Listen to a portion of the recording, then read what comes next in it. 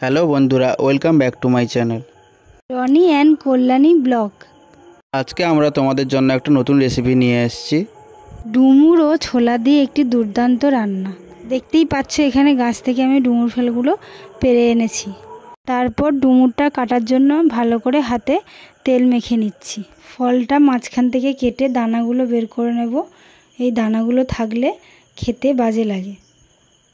দানাগুলো ভালোভাবে পরিষ্কার করে বের করে নিতে হবে। তারপর একটু জলের মধ্যে হলুদ দিয়ে ডুমুরগুলো ভিজিয়ে রাখবো, এতে আঠা ভাবটা চলে যায়। আমি এখানে দুটো আলু ডুমো ডুমো করে কেটে নিয়েছি। হলুদ জলে ভিজিয়ে রাখার পর ডুমুরগুলো ভালোভাবে ধুয়ে নিচ্ছি। তারপর প্রেসার কুকারে ডুমুরগুলো নিয়ে নিচ্ছি সেদ্ধ করার জন্য, আর সামান্য নুন দিয়ে দেবো আমি। তারপর কড়াইতে তেল দিয়ে আলুগুলো ভেজে নেব।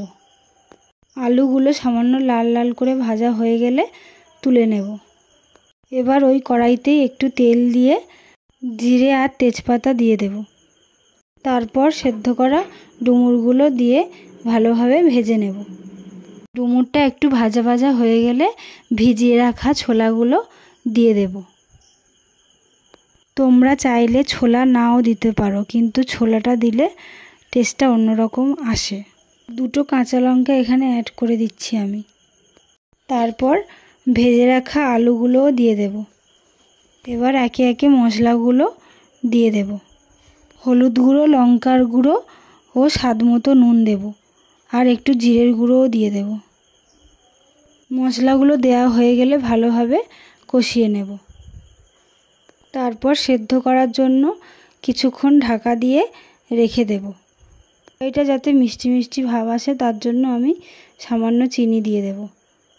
তারপর সামান্য একটু জল দিয়ে ভালোভাবে কষিয়ে নেব। লাস্টে ঘি দিয়ে দিলেই রেডি হয়ে যাবে আমার ডুমুরের তরকারি। বন্ধুরা, তরকারিটা তো আমার খুব ভালো লেগেছে। তোমরাও একবার বাড়িতে ট্রাই করে দেখো।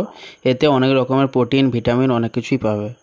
এই ডুমুর ফলটি খেলে তোমরা ভিটামিন এ, সি ও ক্যালসিয়াম ইত্যাদি পেতে পারো, যা খুব শরীরের পক্ষে খুব ভালো। আমার এই রেসিপিটা ভালো লেগে থাকলে তোমরা কমেন্টে জানাও। পারলে ভিডিওটি লাইক করে দিও আর আমার চ্যানেলটি সাবস্ক্রাইব করে দিও। নতুন রেসিপি দেখার জন্য আমাদের পাশে থেকো।